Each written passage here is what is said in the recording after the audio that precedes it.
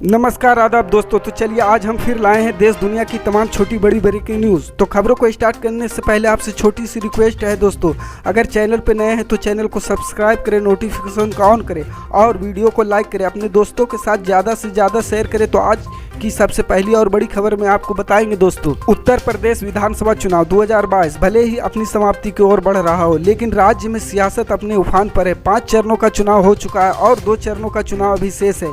इस बीच प्रदेश में अपनी चुनावी राजनीति अपने चरम पर है। इस वक्त सबसे ज्यादा चर्चा योगी कैबिनेट मंत्री रहे हैं और अब समाजवादी पार्टी के प्रत्याशी स्वामी प्रसाद मौर्य की हो रही है। उनके काफिले पर पथराव के बाद भाजपा और सपा में आरोप प्रत्यारोप का दौर चरम पर पहुंच गया है। इन सब के बीच भाजपा सांसद संघ मिश्रा मौर्य के पिता स्वामी प्रसाद मौर्य के साथ मजबूती के साथ खड़ी हो गई है। उन्होंने स्पष्ट शब्दों में कहा कि उन्होंने पार्टी धर्म निभाते हुए कहा था कि उनके पिता स्वामी प्रसाद मौर्य चुनाव प्रचार में नहीं जाऊंगी।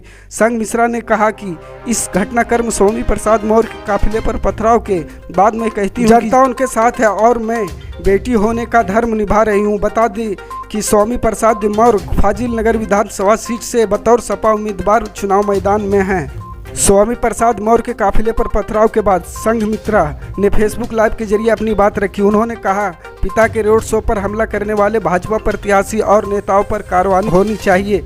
हमले की जानकारी मिली तो कुशीनगर से फाजिल नगर जाते समय बेवली बाजार में मुझे भी घेरा गया। अभद्रता करने वाले लोग शीर्ष की सुनने वाले नहीं हैं। मुझे प्रताड़ित करने वालों पर अब कार्रवाई होनी चाहिए। मैंने कहा था कि पिता के प्रचार में नहीं जाऊंगी, मगर अब कहती हूं कि फाजिल नगर की जनता स्वामी प्रसाद का साथ दें।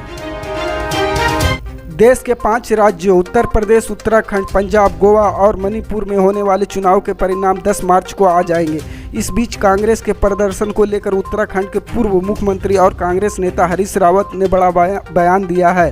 उन्होंने कहा कि उत्तर प्रदेश को छोड़कर अन्य 4 राज्यों में कांग्रेस पूर्ण बहुमत से सरकार बना रही है। पुलिस और अन्य विभागों में कार्यरत कर्मचारियों के पास पोस्टल बैलेट न पहुंचने के सवाल पर हरदा ने कहा कि भाजपा सरकार में कुछ भी हो सकता है। मंत्री हरीश रावत भी वहां चुनाव प्रचार कर चुके हैं। मंगलवार को लाल कुआं लौटे रावत ने कांग्रेस नगर अध्यक्ष गुरदीप सिंह के आवास में पत्रकार वार्ता की। इस दौरान उन्होंने यूक्रेन मामले को राष्ट्रीय संकट मानते हुए कहा, भारतीयों की जल्द सुरक्षित वापसी कराई जानी चाहिए, जबकि केंद्र सरकार यूक्रेन में फंसे भारतीय छात्रों को लाने का प्रयास कम और प्रचार ज़्यादा कर रही है। यूक्रेन में जब युद्ध शुरू हुआ तब केंद्र सरकार को भारतीय की याद आई। वहीं एवीएम सीएम पुष्कर सिंह धामी के उस बयान पर भी हरदा ने चुटकी, जिसमें उन्होंने कहा था कि 10 मार्च को कांग्रेस पार्टी का सरकार बनने का भ्रम टूट जाएगा। बोले, भाजपा के कर्म खराब थे, इसलिए भ्रम उनका ही टूटना है। उत्तर प्रदेश छोड़कर उत्तराखंड समेत 4 राज्यों में कांग्रेस बहुमत का आंकड़ा पार करेगी।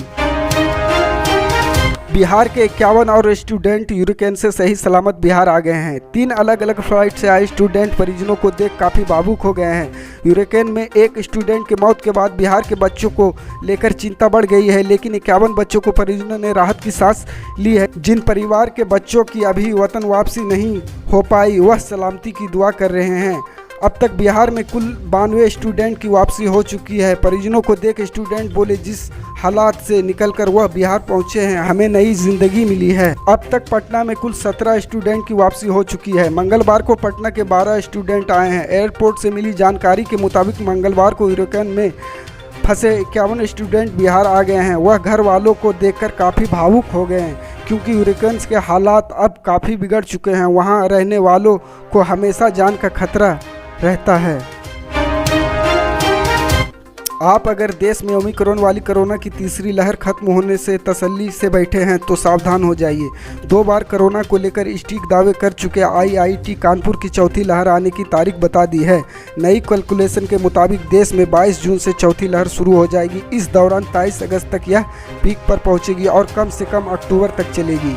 आईआईटी कानपुर का इससे पहले देश में तीसरी लहर को लेकर जारी अनुमान भी सही साबित हुआ था। पल पल की अपडेट जानने के लिए जुड़े रहे हमारे स्टार न्यूज़ के साथ। मिलते हैं अगली बड़ी खबर में, तब तक के लिए जय हिंद।